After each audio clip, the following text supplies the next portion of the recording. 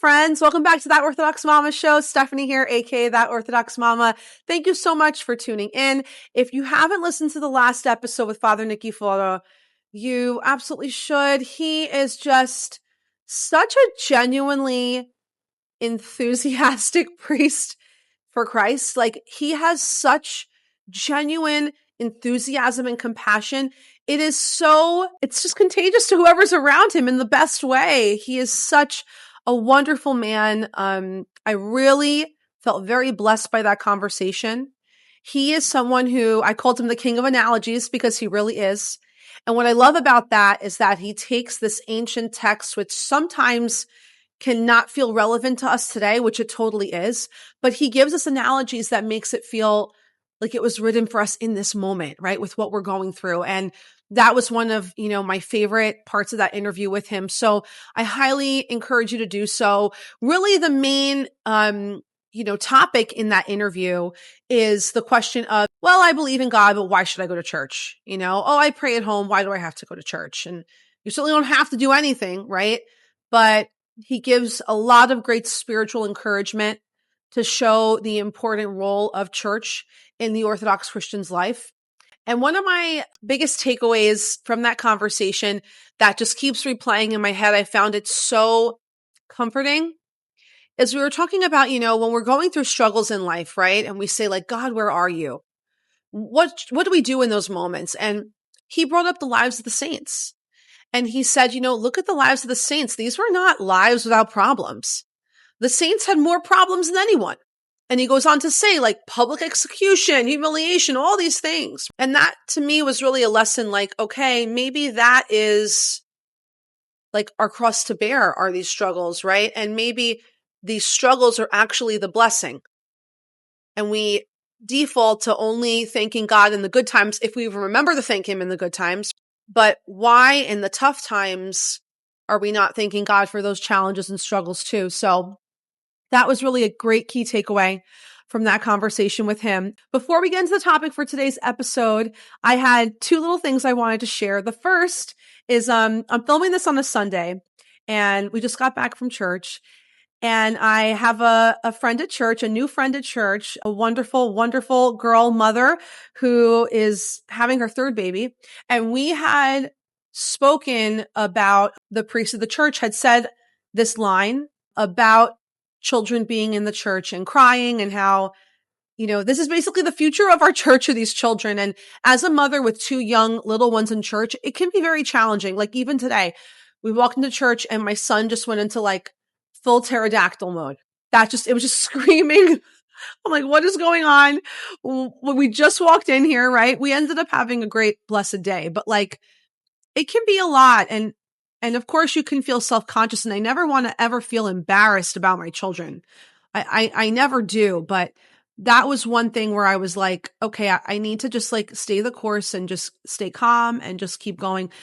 But there are days when it can be extra challenging, and today was definitely one of those days. And this new friend of mine, we had spoken about this line, and she had this bag that said this line on it. And it was just a coincidence, like that particular day. So she bought me, you guys, she bought me the bag. Like, how amazing is that? How blessed am I to have amazing friends like this? So this is the bag. It's so great. And it says, if you don't hear crying, the church is dying. So true. So I'm going to be wearing this every Sunday. Thank you so much, Jenny. I love it. Such a wonderful, wonderful gift. So I had to show that on here today. It was just such a sweet and thoughtful gift, and it truly like made my day and like changed my whole mindset, which was so beautiful. And the other thing I wanted to share, just a little random thing, but it's really been blessing me, is a while ago, I got an Instagram ad for this app that puts a widget of a new Bible verse every day on your lock screen on your phone. It's been like the biggest blessing to me. I love this. And what's interesting too is that like now it's on my phone, even on my lock screen. So when my phone is down, if someone sees my phone, this happened the other day to me, they were like, oh, wow, I love that you have that. So I'm going to put the directions on how to download it in the show notes. It's totally free. It's not sponsored, nothing like that. It's just been something that really has blessed me. And I want to read to you the verse that's on my phone today. Philippians 4, verse 6. Be anxious for nothing, but in everything by prayer and supplication with thanksgiving, let your requests be made known to God. So beautiful. And of course, there's like so much wonderful stuff in this app. So many wonderful, religious resources, obviously Bible, the whole Bible verses, everything is in here. And the app is called Bible Chat. So I'll put that information in the show notes, but it's really nice. And it was so easy to do. I think you can actually also get a new Bible verse every hour if you want to in the app, which is pretty cool. I do once a day because I'll read it and then I'll try and memorize it in my head throughout the day, sort of let it resonate. So that's been a big blessing to me. And I was like, I need to share that.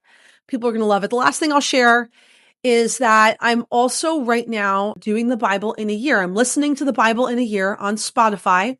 It's literally called Bible in a Year. It's with Father Mike Schmitz. He's a wonderful Catholic priest, and I am really enjoying it. We just finished up Genesis. I am a little behind because I started late. So I'm about 2 weeks behind, but it's wonderful. It's no more than 20 minutes a day listening, and they read through different sections of the Bible, and then he'll reflect on it a little bit. And it is just really blessing me. I'm also listening to it as I get ready for work in the morning. So I'm kind of habit stacking it while I'm washing up. And so I'm pretty consistent with it, which is nice. And now I notice I can't get ready in the morning without listening to it. I'm really enjoying it, just starting my day in a beautiful way. I mean, the book of Genesis is very intense. So it was interesting getting through that. It's not necessarily relaxing, but it is spiritually enriching. And I love hearing what he has to say. And for a long time, I've been wanting to do this, but I've put it off because I could never find an Orthodox Bible in a Year resource. As much as I would love to read it, just with my lifestyle and just with my day-to-day with work and the kids, it's hard for me to sit down and read something. I do read my Bible, but just to sit down and read for that long is a little hard for me. And listening to things, podcasts, audiobooks, that's something I can actually do and I can do well and I can be present in. So I've been doing it. It's been wonderful. I feel like the fact that I haven't had an Orthodox resource for it has just been a deterrent for me and an excuse the past couple years, but I'm doing it this year. And Father Mike even said today, he's like, it's okay if you're not on the exact day. Just do it. Don't let perfect be the enemy of good. You could start now. Whenever you're listening to this, this episode is probably going to go live on Valentine's Day. So you could start listening to it now. You're not too late. It's still the beginning of the year. And it really has just been a big blessing for me. So today's episode is about finding a godly spouse. I am really excited for this today. We're going to talk a little bit about my personal experience. Again, I am not a priest. I am not a presbytera. I'm not some sort of theologian. I have zero credentials apart from being a child of God to, talk about anything religious for that matter, which does intimidate me, honestly. It makes me feel very vulnerable doing this because in my career, I have all the credentials, right? I got all the letters after my name, all those things. And with this, I really don't. And I feel like I'm learning a lot by doing this, but I do have some life experiences that I want to share, that I feel are important to share, just as a regular person living life who wants to keep Christ close, and things I wish I knew, but are part of my journey and are part of my life and finding my spouse and raising my children in this beautiful journey. So I'm going to start with talking about why don't we think about this when we're dating, the godly part of a spouse. We think about everything else. My moment of realization that this was something that was important to me and something that I really wanted to place an emphasis on. The list, which you might know a little bit about if you were following me pre-podcast on my Instagram Orthodox Mama platform. The list is probably the best part of this episode. So you can also just fast forward to the list if you want to. And then encouragement for the preparation season, which I don't want to call the waiting season or your singleness season. No, it's your preparation season. And we're going to talk a little bit about that. I'm also not a matchmaker. I'm the worst at setting people up. Don't ask me to set up anybody. Those have all been disasters that I've tried to set up. But I'm not a matchmaker. I don't know anything. I'm not a psychologist, nothing like that. But this is just sort of my experience, and I hope it will bless you. I hope that it's something that will just get you thinking about what are the key characteristics and traits that are most important to you in a partner. And I'll also add that my husband's not perfect. I'm certainly not perfect. Okay. We do not have a perfect marriage. We do have a loving marriage. And I think that the beauty in our marriage is in the imperfections. Because if you're perfect, then you don't need Christ. But our imperfections are where Christ comes in and heals us and brings us together, right? And grows us together and grows us forward as one in Christ. That's a beautiful thing. And it's been a very spiritually enriching thing for me to have a godly spouse, to have a partner who is a man of God and a strong spiritual leader for our house. And I grew up with that with my dad, for sure. But that wasn't something that I looked for when I first started dating. So let's kind of go into that. Why don't we think about this when we're dating? And I will say this is an episode that you should definitely send to any young adults in your life that you think need to hear it. Okay. Let's start with why we don't think about this when we're dating, at least for me, right? I did a lot of reflection in preparing for this episode. And one of the things I really thought about was like when I first started dating, I wasn't really thinking about finding someone who was religious. I don't know why. That was important to me, right? My religion's a big part of my life. It always has been.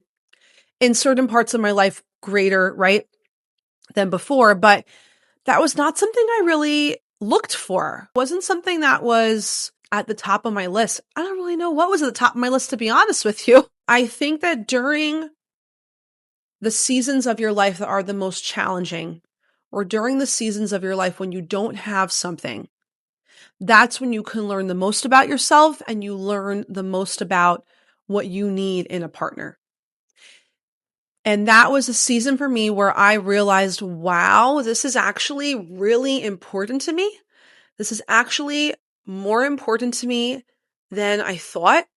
Finding someone who not only believes in God, but is a strong, proud man of God, give his life to Jesus. Like this is something I think that I realized, okay, this is really important to me. And sometimes I look back at my life and I'll struggle a little bit, say like, God, why did you let me go through certain situations? Or why did you, let me make certain decisions and not make certain decisions or whatever it might be? And when I met my husband, and I met my husband young, okay? I met my husband when I was 20, about to turn 21. So we met very young, but it felt like an eternity of losers before then, to be honest with you, okay? And I remember saying to myself, wow, I would not have appreciated all of his wonderful qualities if I had met him sooner in other seasons of my life. Like when I met him was the point where I will never take him being a strong man of God for granted. I will never take him taking care of himself, right? Taking care of his body, all these different things for granted. Like there's so many things about him that I am tenfold more grateful for that I probably would have taken for granted initially. And the other thing I'll say is this: when you're young and you're dating, you're going to feel pressures from what's normal from the outside world, right? From friends. I certainly did. Okay. And there was one like sort of turning point in my college life, which maybe really wasn't like very significant at the time. But I remember I was in a situation and I was faced with a decision to do something or not. And I didn't do this thing. And that was, I think, one of the single best decisions I've ever made in my life. And you know why I didn't do this particular thing? Because I had just seen a friend of mine do this thing and live with the repercussions of it, right? And not be happy with their choices. And so that's another important thing. Like, don't think that the people around you are by accident. God is placing everyone in our life for a reason. And sometimes we are meant to learn from other people's mistakes around us, even if in that moment they don't think it's a mistake, right? I could tell, no, that was a mistake. Or if I do that, I'm going to feel this way because I'm seeing this person live it out in real time. So that's another really important lesson. I remember thinking like, maybe I have to just make mistakes on my own. No, actually you don't. You got to learn from the people around you, learn from what's going on around you, and understand that God has brought people into your life for a reason. And, in college, especially, like I'm thinking about college, look, that's really the time, of course, when you're out of college and you're a young adult and all that. But I think it really does start in college with making certain decisions and honoring yourself, honoring your body, remembering that you're honoring your future spouse by making certain decisions to do or not to do something. But what was my moment of realization that I wanted to find a man of God, like a spouse who believed in Jesus Christ? Okay. And I was thinking back to it, like, what was that pinpoint period? And it was when this guy I was talking to, right, who would only talk to me past 8 or 9 o'clock at night, which, by the way, girls listening to this, don't be the after 8, 9 p.m. girl. Okay. You're going to be the daytime girl. You're going to be the girl he wants to bring home to his parents. So this guy who I was just kind of talking with, and he had said he wanted to go on a daytime date, which I was so excited about. And he stood me up and I was furious. I was so mad. I was embarrassed. And it really, for me, was a moment of reflection of like, okay, my actions are not yielding the results I want right now. Like, I want a strong, confident, wonderful man who's going to commit to me. And this was not netting that result. And I just kind of sat myself down. I was like, okay, I need to get my act together. Stop drinking so much, stop partying so much. And now I have not drank alcohol for at least 8 years, which I'll do a whole other episode about that. Of course, you can be a Christian and drink alcohol responsibly. I'm not saying you have to be sober, but that was a choice I made in my life. And it's one of the best decisions I've ever made. One of the best. And realized like I need to identify what I'm looking for. What specifically am I looking for? Because I was very at that point in my life, like very engaged in my studies and my career. And look, I had a plan, of what I wanted to do and what I wanted to become in terms of my career. But I didn't have that plan in terms of my partner in life, which is like the most important thing. At that point in college, I went to Penn State, right? So of course, big party school. They had a great academic program for what I studied.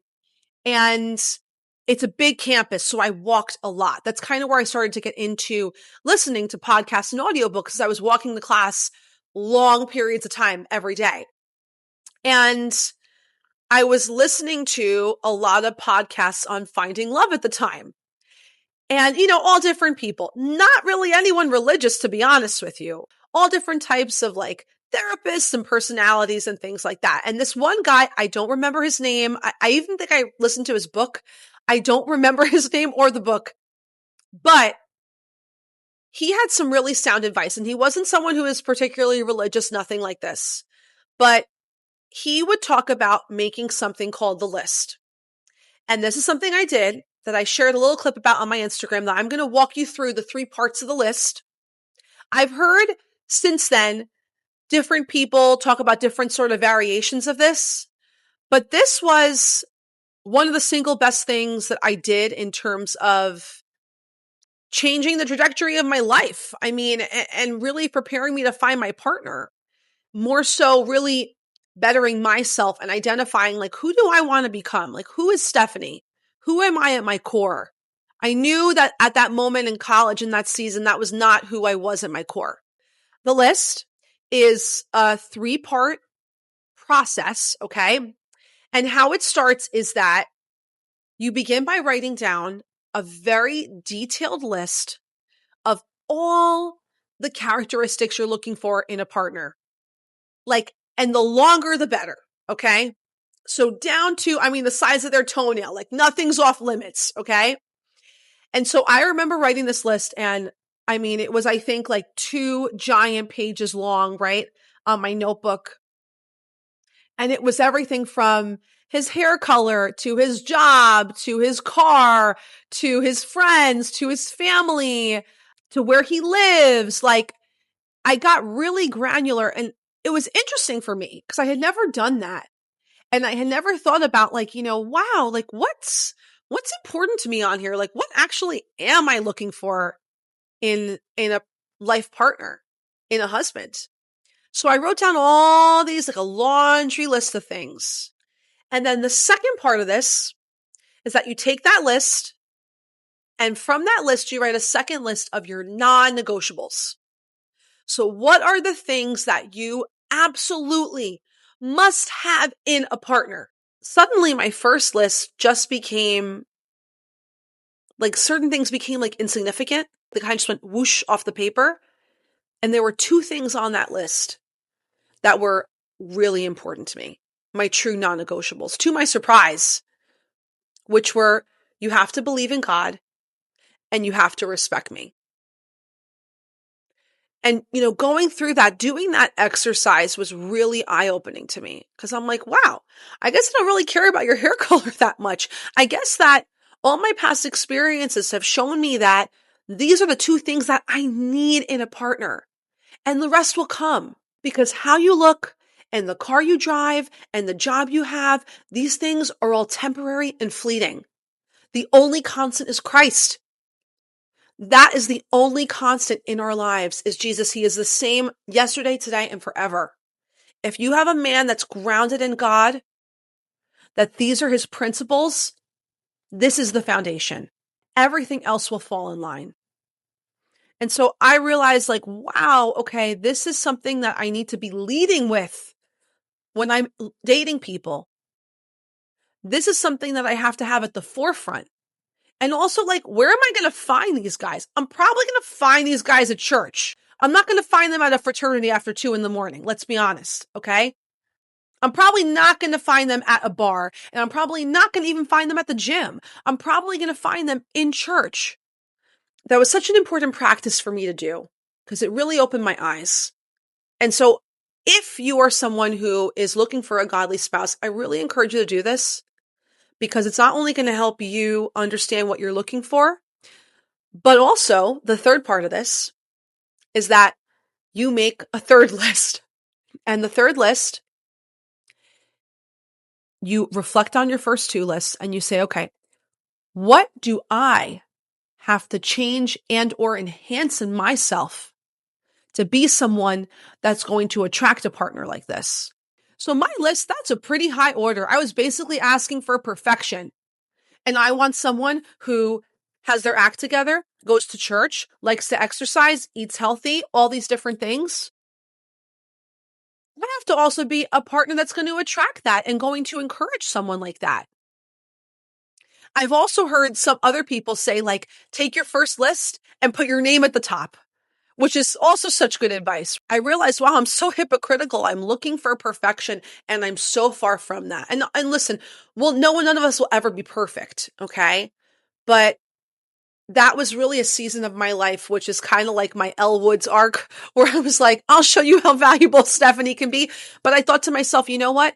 I need to really get my act together to feel better about myself, to feel true to who I am as a child of God, and to attract a wonderful man. So I started to really change a lot of my life. Started to cut down on my alcohol intake. I was never an alcoholic, but I was certainly drinking more than I wanted to. Started to clean up my diet. Started to go to church more regularly, more consistently. Do my prayers more consistently, right? Of course, different spiritual improvements there. I also, if you can't tell, I'm very into health and wellness, okay? I signed up for my first triathlon during that season of life.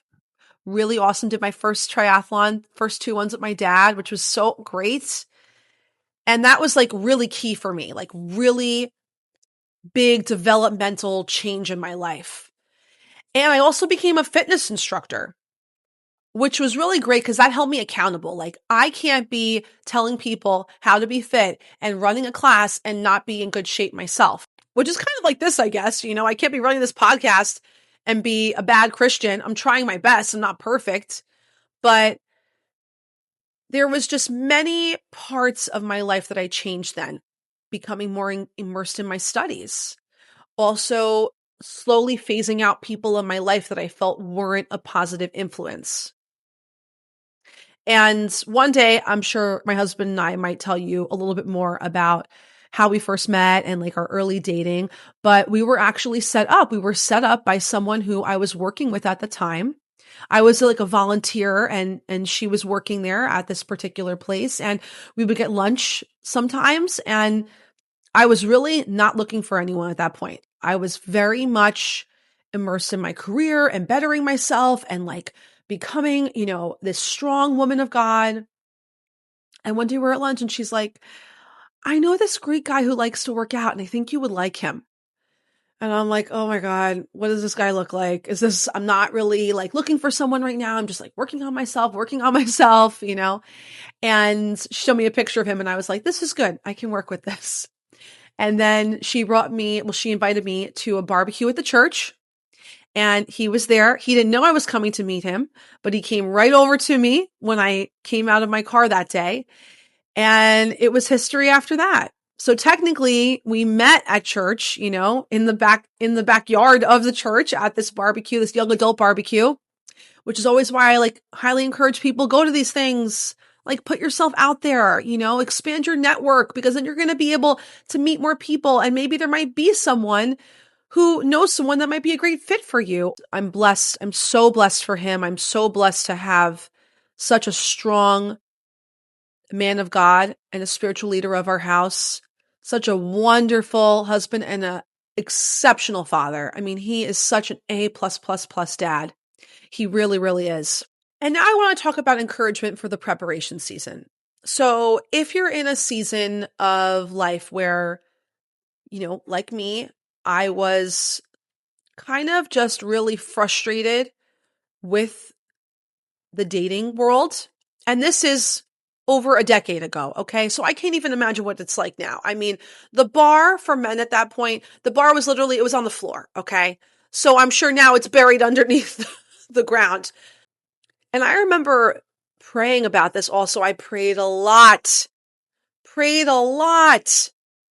God, please bring me. And I would pray, a strong spiritual leader, someone that's going to love me and honor me and respect me and bring me closer to you. And my husband also prayed a lot, and our parents prayed a lot. And so that's one thing I am doing already for our children. But one thing I'll say about that in terms of that season and feeling discouraged is that there's a reason that God has you waiting right now. There's a reason why God hasn't brought that person into your life yet. And in that season of life, right, we have to trust him. It can be very hard. It can be very hard when you're feeling defeated and like there's no one there. And God, how are you going to craft up some person for me that's perfect for me? And I remember praying to God one day, like a little feisty because I was getting a little irritated. And I said, I think I was actually driving. And I remember praying and saying, God, you say ask and you shall receive. So I'm asking. But good luck finding me this wonderful man of God, that this, and that. And you know what? God laughed in my face because God brought me tenfold what I had on my list. 100-fold what I had on my list. It reminds me of, you'll see that picture on social media a lot of times. It's a Jesus and a little girl. And I think Jesus is holding, or the little girl's holding a teddy bear or something. And Jesus has a giant teddy bear behind him, right? And that really for me resonated with like, I had this whole list. And you know what? God was like, well, guess what? I actually know what you need. I actually know better than you what you need. So stop trying to control everything. And in my time, I will give you what you need to fulfill the life I have set out for you. And so that was really important for me to understand. So look at this time as formation, as you preparing, as you bettering yourself. Because guess what? Again, you have to prepare yourself to meet that person. Because if you're not prepared, that person will pass you by. It's not a delay, it's formation. It is preparation. Getting yourself ready. And your story is not going to be identical to mine, and it shouldn't be, right? There's going to be different things that you prioritize, but I think getting your act together, for lack of a better word, and if what you're doing now isn't working, Try something new. Also, really what that means is preparing to be a godly spouse yourself. I'm all about, this is what I need to find. This is what I need to find. Finding that you like in yourself, because then you will attract someone like that. And the other thing I think about is the interview with Father John Vlahos. If you haven't watched that, rewind a few episodes. Fantastic. I mean, just love him. So many words of wisdom. And we talk about, like, if you're someone who's on your spiritual journey and your spouse doesn't really care right now, right? And he talks back to when we're dating, and he says, listen, when you're dating, you have to make an assessment. Like, if the door is totally closed off to God, are you okay with that? Are you okay for the next 20, 30, 40 years to be going to church by yourself or on this journey by yourself? I think that's key. People, of course, can change, and there's some beautiful testimony of people finding Christ together in a marriage, right? Being atheists and then, converting to Orthodoxy or, whatever Christian denomination, right? There's some wonderful stories, but that's not the norm. And it is important to understand that, at least for me, it was the door for you has to be at least slightly open to Jesus. It can't be closed shut, bolted up, and triple locked. There's got to be some sort of like light at the end of the tunnel there, maybe more than that. And so that is important to think about. Trust God without being passive about it, right? Like, put all your faith in him. Know that he has that spouse for you. Like, there's so many stories in the Bible. Obviously, I'm going through the Bible in a year, and I'm thinking of like Abraham and Sarah, and there's so many different stories where, we're like laughing in God's face, like, okay, God, yeah, this isn't really you're not gonna make this promise come to fruition. And he does. He does. Also, letting God maybe heal patterns in you before you repeat them, restoring you as an Orthodox Christian, and getting you ready for your spouse. Again, maybe the season of life is about you. And that's one thing I've learned in marriage, is that when I change me, that's how I change us. It can't just be, oh, you have to do this and you have to do that and this, that, and you. No. When I change me, I change us. But I can't nag my spouse to change. That's not going to work. I have to lead by example. I have to make changes myself. I have to better myself.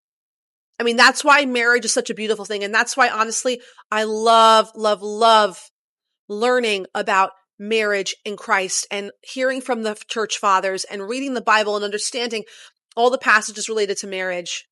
It's so spiritually enriching for me. So remember, God is not withholding right now. He's preparing you. Trust in him. Focus on what you have to change and talk to him. Pray to him about that if you're not sure what that means, right? God, what changes do I have to make in myself right now?